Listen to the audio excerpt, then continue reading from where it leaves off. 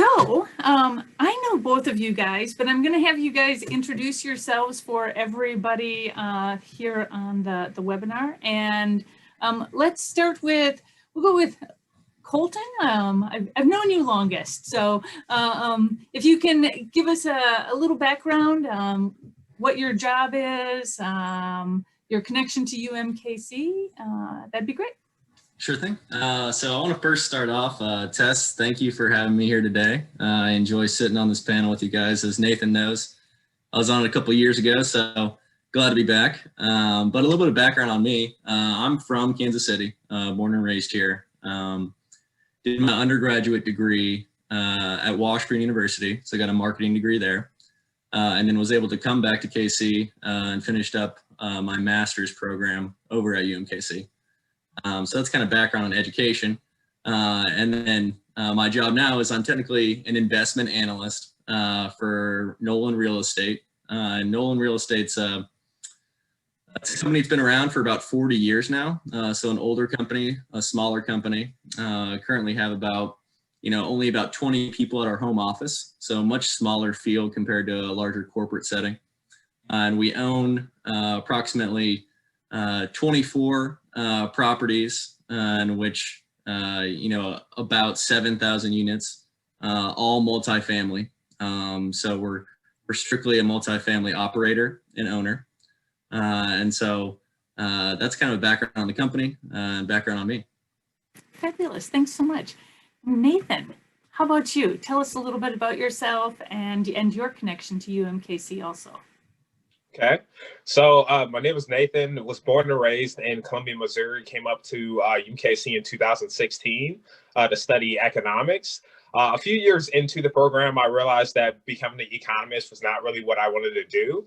And just going to all these different real estate events, I kept getting the same answer. If you want to start investing in real estate, you should probably become an agent so you can learn the investment side and actually teach investors what you want to eventually do. So fast forward, I would say probably when I turned 21, I actually got licensed and I was more on the residential side and recently made the transition to commercial real estate back in October of last year. And fast forward 4 years after 2016, so 2020, graduated in May, business administration with the emphasis in real estate. So definitely learned a lot in their real estate program, but definitely the real estate experience has significantly helped my career. And while at UMKC, I actually brought back the Lewis White Real Estate Club. And we actually had quite a few events. Our biggest one was the Women in Real Estate panel. Didn't have many people show up to it, but it was definitely the biggest event as far as bringing prominent women in the commercial industry in to a panel that actually asked some questions that students got a lot out of. So right now, focus on investment sales and office leasing. And specifically what that means is I'm either representing a buyer or a seller with acquiring an investment property. On the office leasing side, either landlord or tenant representation. So if a company is looking for office space, I can help them out with that. Clemens Real Estate, we're essentially a full service real estate brokerage. So we do property management, we do investment sales and pretty much development as well. So if you have a project that's fairly large, or I would say mid-size, we can help you out with that as well. And we do own some multifamily property along in Midtown and then also in the historic Northeast. Very interesting. So it's interesting to hear what you do, Nathan, but so Colton, can we circle back with you? So you said that your title is investment analyst? Investment analyst, that is correct. So what do you do as an investment analyst? Yeah, absolutely. It's kind of a broad term as far as the title is. And in reality, it is kind of a broad job. So I think of it more as kind of a catch-all problem solver for the company. A lot of it, some of it is on the operations side. So building models, creating reporting systems, making that more efficient on the operating side. And then there's also an asset management side of it too. So, learning to make strategic plans for different assets, different multifamily properties that we have. So, what kind of debt we're going to put on it, what kind of marketing tactics are we going to try to do for that property? And then lastly, it's on the acquisition side, and that's really what I've been focused on more as of late, is fine tuning those underwriting models, reviewing deals, understanding if those are good deals, and if they are, presenting those to investment committees in order for them to get approved. So that's kind of, oh, and then lastly, it's been on the due diligence side. So not only bringing that deal in, analyzing it, presenting to the group, but also seeing it through due diligence until actual ownership. So it's a combination of a lot of things, but I think of it more as a problem solver for the company. Interesting. It sounds like there's some similarities in what the two of you do, and yet there's also some differences in the types of work that you guys do also. So, so how do you, it's been a crazy year. And I think it's been a crazy year for everybody, and we just recognize how it's impacted our personal lives and school and things like that. But how has it impacted the real estate market and your organization specifically? I guess I can start with this question. I would say, with COVID, there's been shutdowns nationally, globally. And with that, you're seeing a huge consumer shift in spending when it comes to actually purchasing items or products in store. You're seeing that switch to online. So e-commerce business that's been around for over a decade, and you're just seeing it increase each and every year. And it's been a trend, but when COVID actually hit, then you're seeing that trend actually expedited and has grown significantly. So, right now in 2021, we're seeing higher demand in retail space than we anticipated. 2020, there was just a huge shutdown nationally, and many businesses, especially small, so 500 employees or less, have actually went out of business. So on that aspect, when it comes to office space, you're seeing a lot of larger companies that are actually wanting to renegotiate their lease and go into and shorten their lease term. So if they're in a 10-year lease, they're probably looking outwards of 3 to 5 years to see where the economy is then, so they can see if they want to actually look at a different location that's more feasible for their portfolio or their company. Absolutely. And I'll piggyback off that. Talking about the two sectors of real estate that have really struggled through COVID is office space and retail. Nobody's in the offices and nobody's going to shop at the retail centers. So those two items didn't really trade much this past year. And so it's interesting to see how that's going to form. And what I'm thinking on the trends there is that, we've obviously seen more of a shift to suburban markets as far as people going away from those dense urban sectors and focusing more on a suburban area in which people can work from home and can have a larger ability to afford the housing there. And so there has been a shift from the dense urban centers to the suburban areas. And you'll see those larger office, people that are leasing that office space wanting to go to that more Class A, more reasonably priced areas in the suburban markets, as opposed to paying that top dollar downtown. And so that's kind of what we've seen on the office and retail side of things. But specifically for Kansas City's done very well with COVID. They've actually benefited from COVID just because those larger investors that would not typically want to play in the Kansas City market have now been attracted to those tertiary markets because there's higher yield here. People are able to move here, live affordably here. And so you kind of seen that shift from a Los Angeles or a New York. People are starting to put money into these smaller markets like Kansas City, Indianapolis, Columbus. So that's kind of the shift that we've seen in COVID. Tess, you're on mute. And Sorry, I would say I would say for most investors, if you're looking at primary markets such as like New York, LA, those are markets that are heavily appreciation markets. So you're not really making a cash flow when you acquire most properties there. It's mainly based on appreciation. So you're acquiring a property and you're either doing you're either rehabbing the property, forcing that appreciation, or you're going by natural appreciation in the next 3 to 7 years, actually selling that property and making your money there. In the Sun Belt and the Midwest areas is where you can actually acquire property. You don't have as much appreciation as those primary markets, but you're actually getting cash flow from your investment when you acquire it. Interesting way to look at it, which I hadn't thought about that. So if you're, putting on sort of your magician's cap or looking into your crystal ball, where do you see real estate in Kansas City going, say, 5 years from now? Commercial real estate. Yeah, absolutely. There's something to be said about what's happened in the past and what's going to go forward here. I mean, some of the things that I've noticed over the past 5 years, at least, is the efficiency of the market. So people are able to find information much more efficiently now. Those things like CoStar, Yardi, Zillow, Redfin, even for those minor residential areas. So, the market's become much more competitive.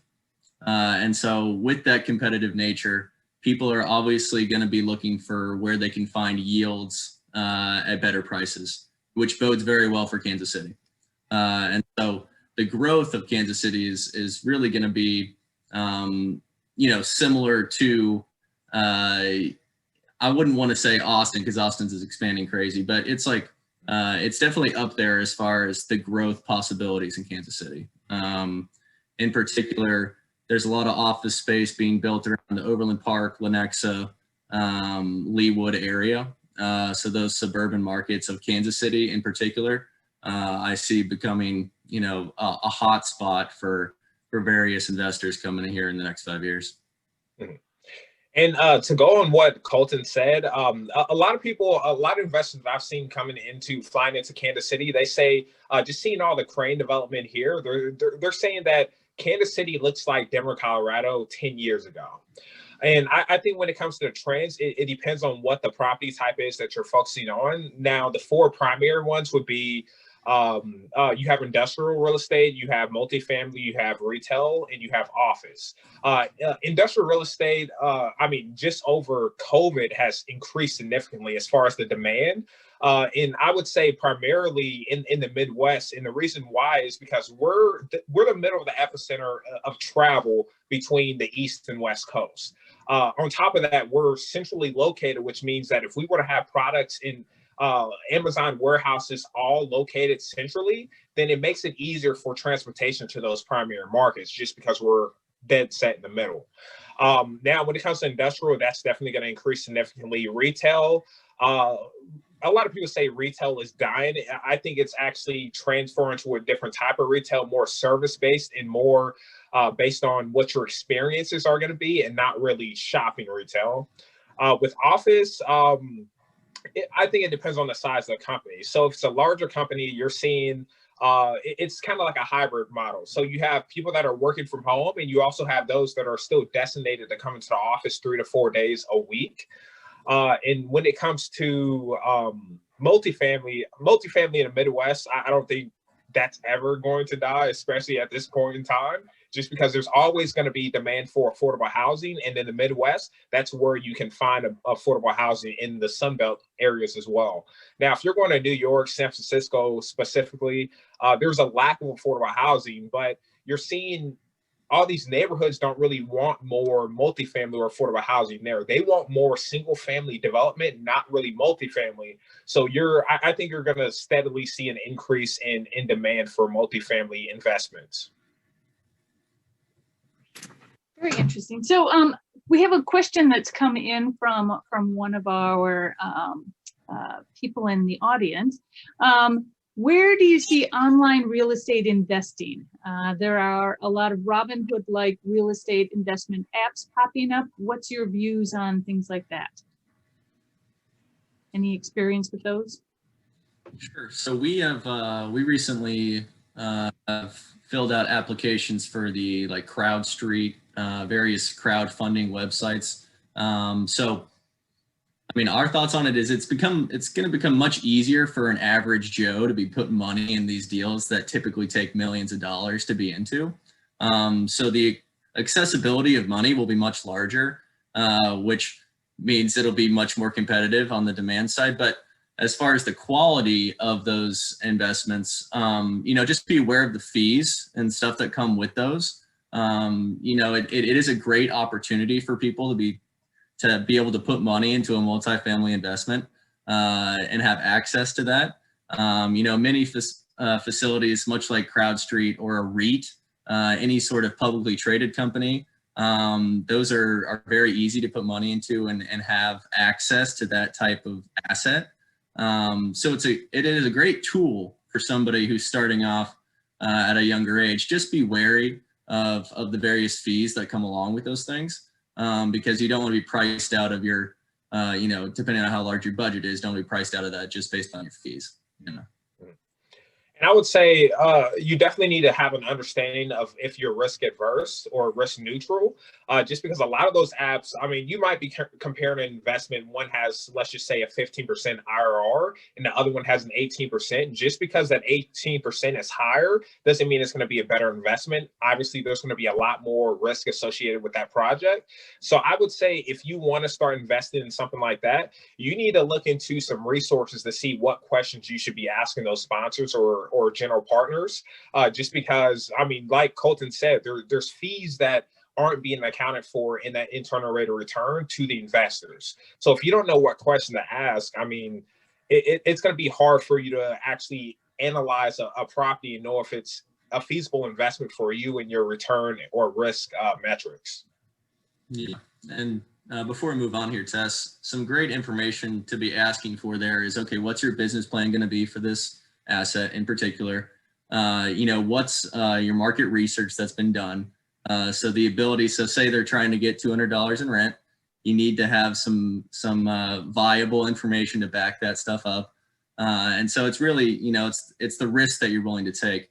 Value add deals like Nathan was talking about, you might get a 20%, 18% IRR versus a core asset that'll be a 13% IRR. You just got to know what your risk tolerance is.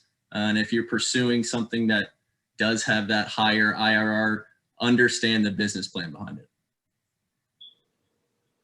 So it sounds like there's interesting technologies like these apps and platforms coming into the market. What do you think are some of the, whether it's this, are there other technologies that are sort of poised to disrupt things in your industries or change how you do business? I've definitely heard of certain technologies that are going to change the business. I mean, a lot of people use the example of like blockchain or the Bitchain. It's mainly the blockchain part of Bitcoin technology. I don't think it's really going to have a huge effect on commercial real estate per se, because it is more of a people to people type of business. When you're actually representing a buyer or seller with selling a property, you don't want to be using a technology where you have no sort of like communication there, or the technology doesn't have any you can't be very personal with it. So I feel like more face-to-face is where the business is actually headed. I mean, there are technologies out there. I mean, blockchain, for example, they say that's probably going to disrupt the mortgage industry, or not mortgage, but the title industry, just because the biggest benefit with blockchain technology, it has a chain of title for ownership with properties. So that kind of beats the point of using a title company if you can look back through that blockchain technology and see where the ownership and the interest or affidavits or anything like that of equitable interest has been placed on a property. Oh, interesting. Yeah, it's a great answer. As far as stuff that I see disrupting commercial real estate right now, in particular, is the use of the data that's fairly new. So Yardi and CoStar have been starting to collect data for, roughly 10 years now. And so for us and for you guys in particular is the ability to analyze the data that has been given through this resource. So Yardi CoStar is they have an abundance amount of data. And so the ability for us to analyze that and make trends out of that is something that could be very beneficial for the young group sitting here, because that's really something, that we work on all the time, that I work on all the time, is trying to use the data that's provided to us. So that data resource will affect the commercial industry. As I said, we had, the efficiencies of information has become much greater. And so the market has become much more competitive. And so the ability for an analyst or for somebody to be able to take that information that we currently have and be able to facilitate it correctly is where I see that going. So changing the subject a little bit, but you guys both seem very passionate about your jobs and really engaged in what you're doing. We hear all the time from this generation that having a job that has meaning, that is valuable to the community, gives them a sense of worth, is really what this generation is not just wanting, but insisting upon. How do you feel how does that sort of factor into your own careers? How do you feel that what you do has meaning, adds value?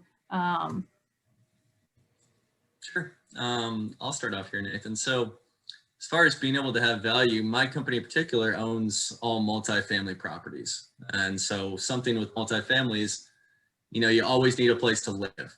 And we're providing those people with that place to live, and we want to give them a good experience. It's interesting to see how stuff is changing and morphing to be a work, live, play, daily lifestyle of a multifamily asset. We've seen a shift to have a retail, office, all in one space. And so the impact that I'm able to see is, we're basically affecting how people live. And so it's interesting to see over time, what do the consumers prefer, and the ebbs and flows of real estate based off of those consumer preferences. And a recent and pretty resounding shift is in the GSEs. So all sorts of like environmental stuff that's going to be going forward here that I'm very excited about is a huge opportunity. Is making those multifamily assets, homes, construction more green, more efficient, and better for the environment is, that could probably be one of the biggest impacts that real estate could have over the next, 10, 20, 50 years. And so that's what gets me excited. Very good. And Nathan, what about you? Yeah, I would say Clemens Real Estate is similar to Colton's company as far as actually acquiring multifamily properties in Midtown in Northeast specifically. They focus on affordable housing. But for me, I feel like it comes down to everyone's personal why. Like, why do you want to have a certain occupation? For me, it kind of comes down to work-life balance. And by definition, that varies per person. But for me, work-life balance means enjoying the work that I do and also having time set aside to actually do what I want to do on my free time. And that kind of comes down to being able to make money and eventually put that into investments so I can start building a passive income portfolio of investment properties. More focused probably on multifamily as well, just because there's a huge demand for the affordable housing side of things. And I feel like that's how I can actually have an impact directly on Kansas City. But for me, like I said, it comes down to my why, and that just comes down to having work-life balance and being able to actually spend time with the family that I eventually grow. So Nathan, I know especially with you, because I spoke with you so many times when you were a student here at UMKC, and you were really involved in real estate even before you graduated. Mm-hmm. What would be some advice that you would give an undergraduate student today who's studying but interested in getting into real estate? I would say take advantage of all the resources that are readily available to you all and actually get involved in professional organizations. So through Chuck Conley, I actually got involved in CCIM, that stands for Certified Commercial Investment Member. It's an organization of just different occupations in the real estate industry. That includes lenders, appraisers, real estate brokers, attorneys, like anyone that wants to go into real estate. You should get involved in the CCIM because you're going to meet professionals that are doing exactly what you want to do. Another organization that I was heavily involved in was the Urban Land Institute. That's mostly focused on real estate development. But you'll meet, I mean, those same type of individuals. And just by going to all these different events, you start seeing the same people. And being young in the industry, you're definitely going to stand out. So I would say, if you're young, go to all these events because you'll start getting your name out there. I would say real estate in general is more dominant. It's like a white male dominated industry. So just by being a woman, being a person of color or minority, you're going to stand out at these events along with being young. So just going there and trying to provide value. I mean, even if you don't have anything to provide because you're a student and you're still learning, you can learn from those professionals because, I mean, people that are nearing the end of their career, they want to help young aspiring professionals out. But you just have to be a resource for them as well. Yeah, you're exactly right. I mean, those guys, I mean, that's why I took the job I'm at now, is because they've been around for 30 years. They want to teach somebody else how to do it. And Nathan's exactly right in that it's a relationship business. It's all about who you know over time. And so you got to go out there and extend yourself and make those relationships. But in particular, to an analyst role, there's very specific things that I'll give you guys advice on to help you out, and if you're pursuing that type of thing. First one is Excel modeling is key. So if you're an Excel wizard, you'll find a place. I mean, people are always looking to improve their models, reporting systems, everything on that end of it. Another thing that I want you guys to be aware of is to understand the influence of debt. So debt financing on real estate is almost everything. It really builds what type of returns you're going to have. And you can be very creative with it. Leverage can be extremely beneficial. So understand not only how the debt works, but how it influences your returns. So that's something just keep your mind on. And then last thing is really don't discount the traditional methods.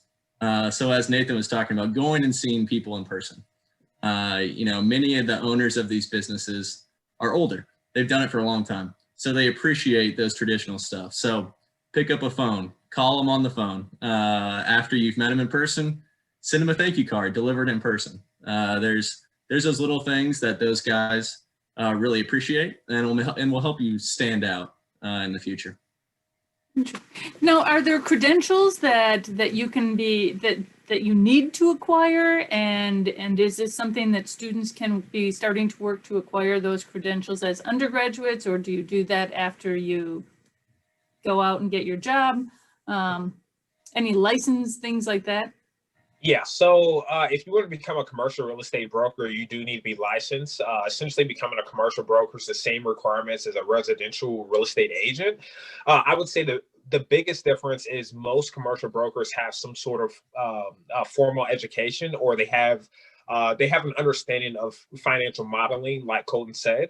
You need to understand how to run the numbers. So if you're working with investors or just commercial real estate in general, you have to know how to do either an acquisition pro forma or some sort of pro forma there, or knowing how to do a lease analysis if you're going to be representing either office or retail tenants. So I guess just having an understanding of just finances, I would say the most beneficial classes you need to take are your finance classes when it comes to commercial real estate. But outside of that, it just comes down to getting your license, which is fairly easy, and actually going to these networking events so you can start meeting these individuals. When they see that, I mean, you have a degree, and it can be finance, it can be economics, real estate, just a general business degree, they're going to be willing to work with you as long as you can show initiative and that you're going to put forth the effort to actually try to grow their business, because they're going to help you grow your business as well. Great. And as far as like certifications go, I don't have any certifications outside of just my master's degree. So have not pursued that further. But if you're looking to go into Nathan's role, obviously a commercial real estate license is very beneficial. And there's some certifications you can pursue for an analyst role. There's a CAIA, which is focused on alternative investments. That I've done some research on, but it has a section on real estate, which was very intriguing to me, but there's also more sections on hedge funds that I didn't really care for. And then there's also just a regular financial advisor, but the point I want to get across is it's not necessary. If you want to do it, it will help you, it'll benefit you, it'll help your career. Really it's experience. It's getting your foot in the door in a place and spending a couple years there and understanding how the books work, how the finances work, all of that. That's really going to be the most beneficial you can have. Mm-hmm. And not to knock. Oh, go ahead, Nathan. Oh, I was going to say, not to knock a formalized education. I would say the biggest thing that you'll get from trying to apply at a commercial real estate brokerage is your experience. I was a residential real estate agent for 2 years. On top of that, I got a degree in business administration with the emphasis in real estate. So it was a lot of finance classes that I actually took. And I was working with investors primarily from the beginning, which is why I have the position I have now. But I mean, the requirements for becoming a commercial real estate agent, they're not very stringent at all. You just need to get a license and have that connection to someone at a brokerage. And if they see that you're a go-getter, you're going to all these events, you're trying to learn as much as you can at an early age, they're going to be willing to bring you in and actually mentor you through that process. So, you've talked about sort of getting your foot in the door and spending a couple of years at a place to get experience. What is it that those individuals, those employers are looking for?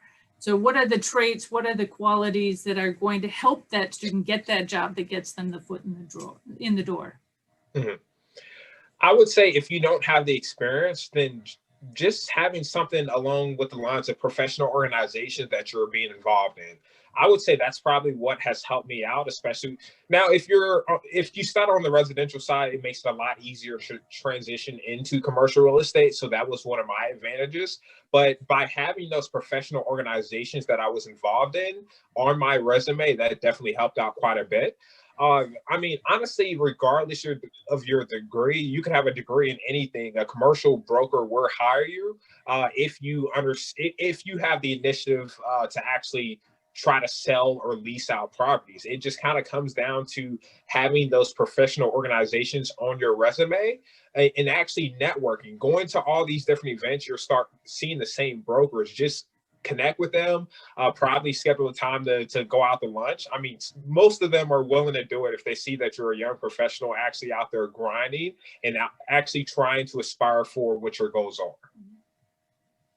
Yeah. I'll piggyback off Nathan there. I mean, I agree completely. It's really a relationship based, as we talked about earlier, with real estate. And so to those events, it's getting your name out there, it's talking to people, and from there it's persistence. And that's kind of how I got into my role, as I kept on bugging him about the job, said, hey, meet me for lunch.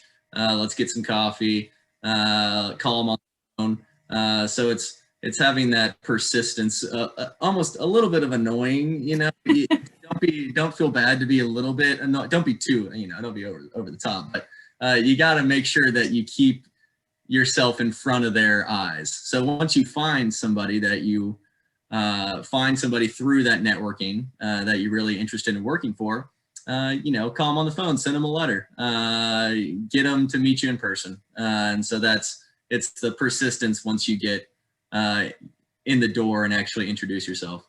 So that's what I'd say for that. Mm-hmm. So how did each of you find the employers that you are currently with? Because Colton, you just talked about you met this person, you were interested. So how did you find them initially? So I was lucky enough to have Paul come and speak at our UMKC entrepreneurship class. So he actually came and spoke in person to us from there. And that's when I got his contact and kept up my communication with him and persistence over, a 6-month period. So I was lucky enough to have it in class. It was easy for me. But typically it's done through those networking events that Nathan was talking about earlier. Mm-hmm. Yeah, I would say same there. Audrey Navarro is actually the managing principal of Clemens Real Estate. She's actually going to be featured on the real estate panel first Wednesdays tomorrow. I actually got initially connected to her through through the ULI Urban Land Institute. I was in this Atkin Johnson's mentorship program. It's a program essentially trying to teach you. It's a mentorship program about teaching you how to actually get a career in real estate, and it's very generalized. You don't really need a huge amount of experience. I mean, like Colin said, it literally comes down to keep maintaining and keeping that relationship with one of those professionals. In Audrey, so I met her at ULI. I started seeing her at other ULI events. She actually got brought into UMKC by one of my professors, Bob. So I seen her in class. I actually knew one of her agents in the office, Matt Poplik. So I used to work at Rock Hill Pet Clinic as a client service representative. So I was literally front desk doing all the paperwork and all that. And one of the clients that were coming in, his name was Matt Poplik. He was a real estate broker, and we just kicked it off and just started talking to him and realized he was a commercial broker, which is what I wanted to do. And yeah, he invited me to a few real estate events. You start seeing the same people over and over. Audrey was at a few of them. And it's just kind of been maintaining that relationship throughout the years, sending her follow-up emails after the event saying, hey, it was a pleasure to meet you again. I know we met in the past at this event, and tell them the date and time so they actually remember. And as long as you're keeping that chain of communication there, they're going to remember your name just because you're going to be everywhere, especially if you're attending all these different events. So we have a question. I'm going to massacre this name, and I apologize. But we've had one individual who's asked some really interesting questions. Lakia, I think is the first name. Anyways, but her question is, what are your thoughts about the infrastructure plan that's been proposed by Biden, and how will this affect the real estate industry? Are you worried about this? Does this impact any of your work in the future?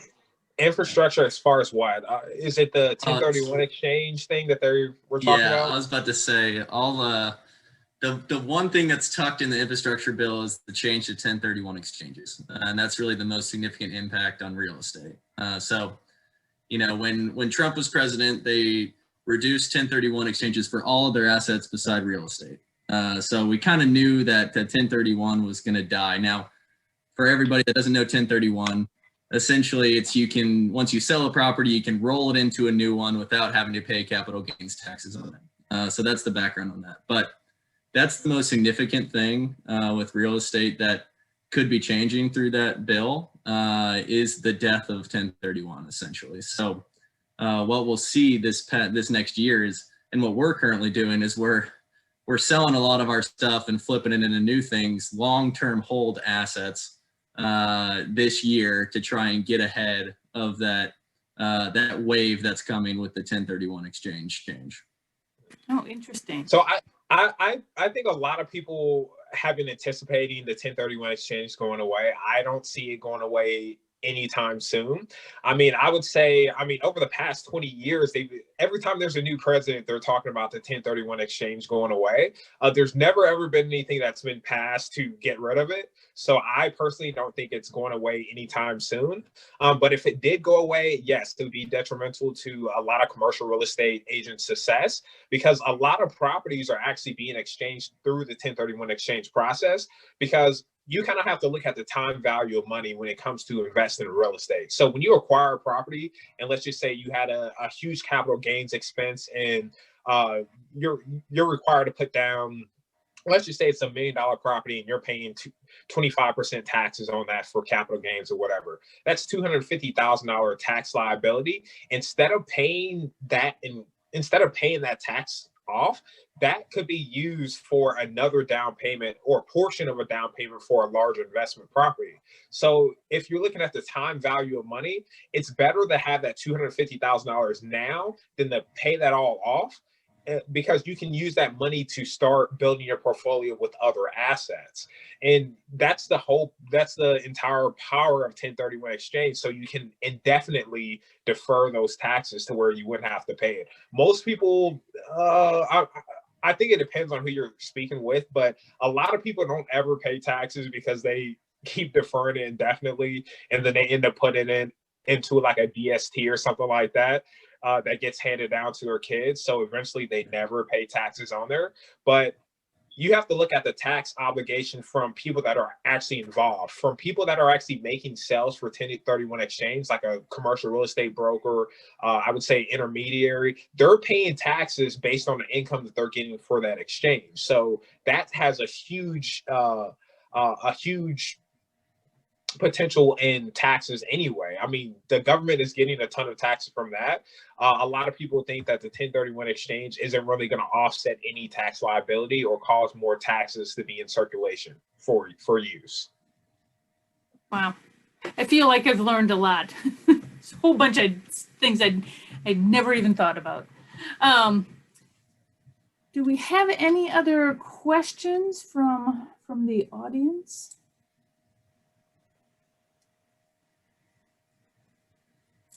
Let's see if something comes up. So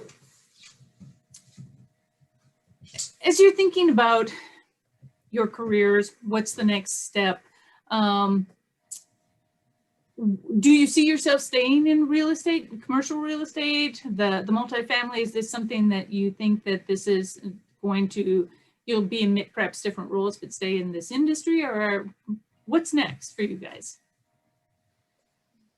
Absolutely. The thing about real estate is once you're in it, you kind of realize how much it's really worth, I guess, and how much you could potentially be benefiting yourself with it going forward. So when you come into real estate, you're not going to be making much. I mean, you're going to go in and you're going to learn how it's all done.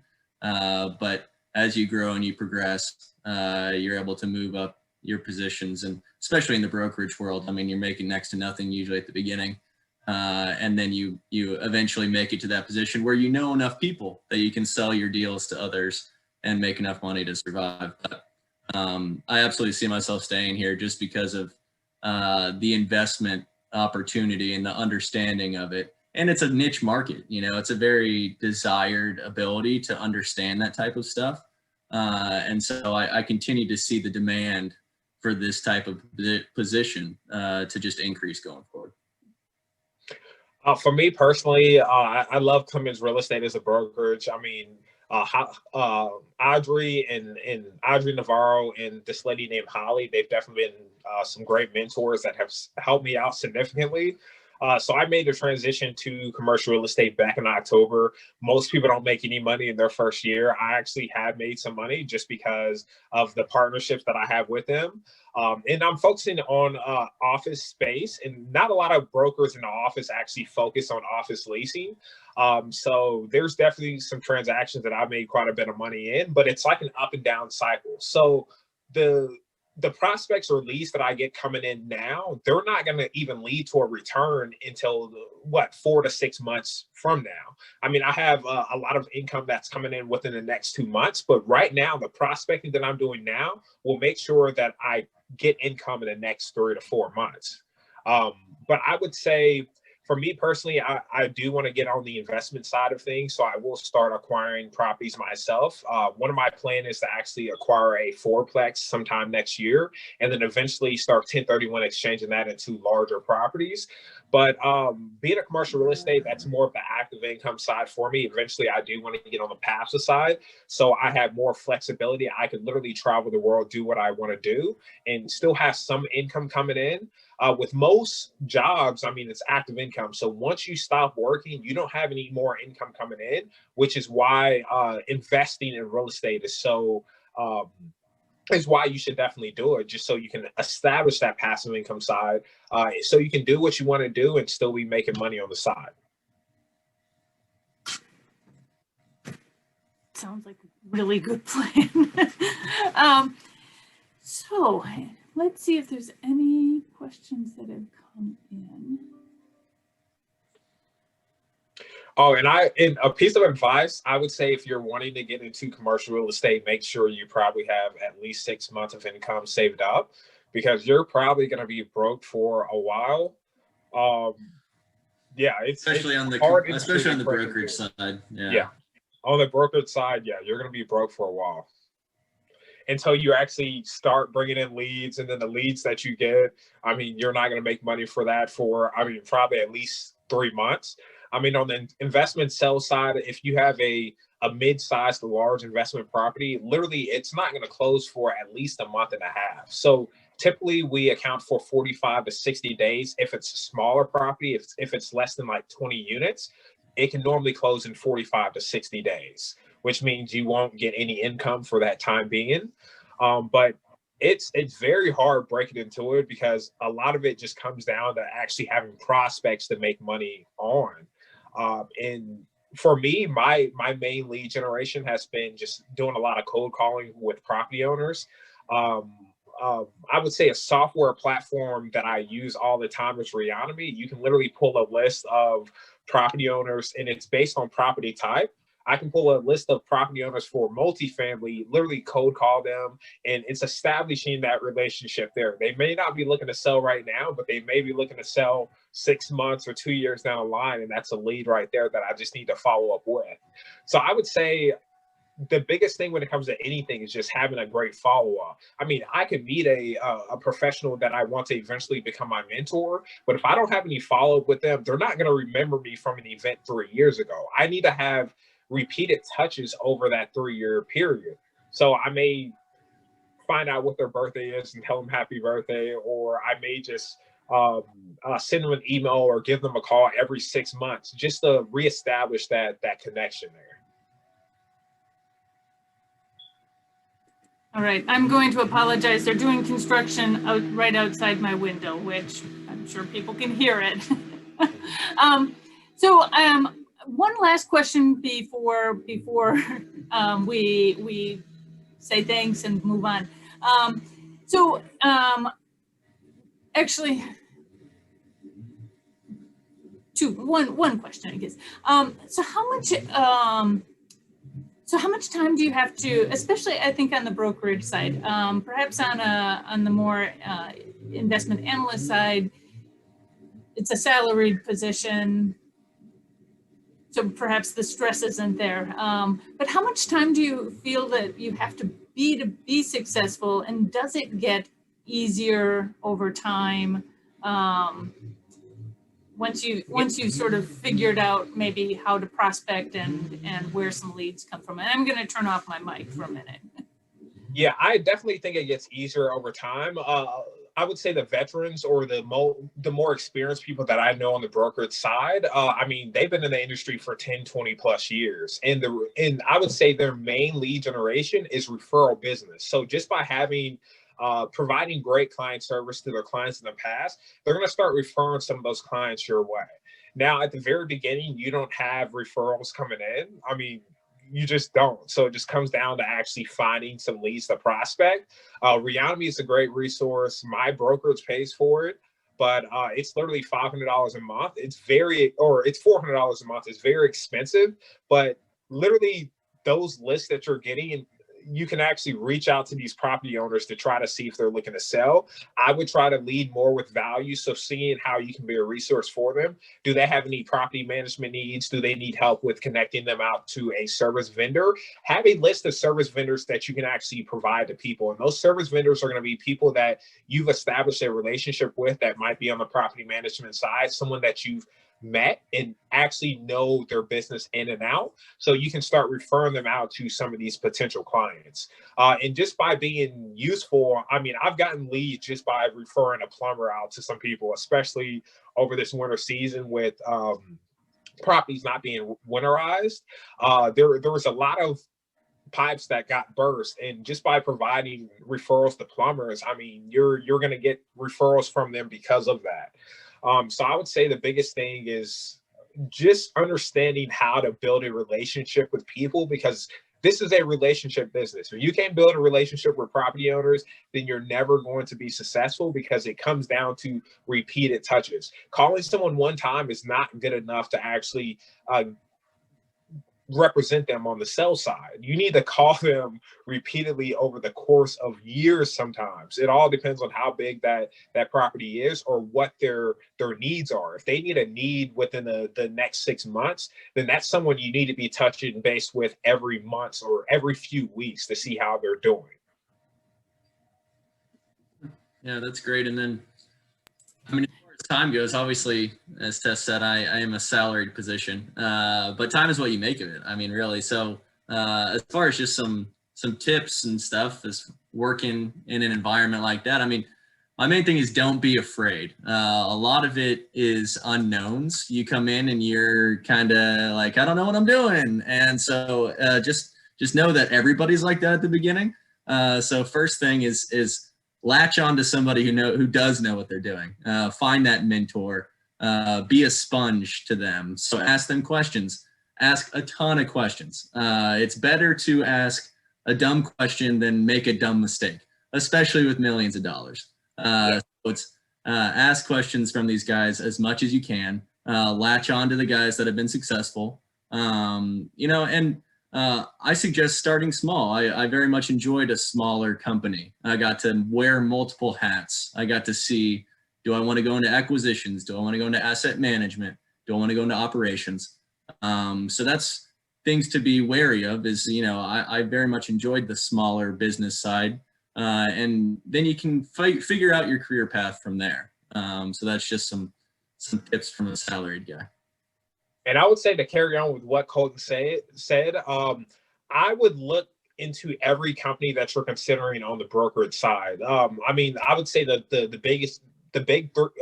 three biggest things that you need to focus on: seeing what your commission split is. That's probably number 3. That should be your number one concern. I would say your number one concern should be, what educational resources do they have to give to you? Are they going to be a mentor? Is it someone you're just going to be following around? They're not going to be answering your questions. See where that mentor relationship is actually going to look like in the future, because you need to have some sort of, it doesn't even have to be formalized learning. I learn more by being hands-on, but you need to be learning every day. If you're just doing work for someone that's not helping you out, there is no beneficial relationship there. They're getting all the benefit. You're just doing the work. And I don't even know if you're getting paid for it or not, but try to have some mutually beneficial relationships. So as you're helping grow their business, they're going to be willing to provide referrals to you or partner with you on certain projects, to where you're doing an equal amount of work and you're getting paid half because of it.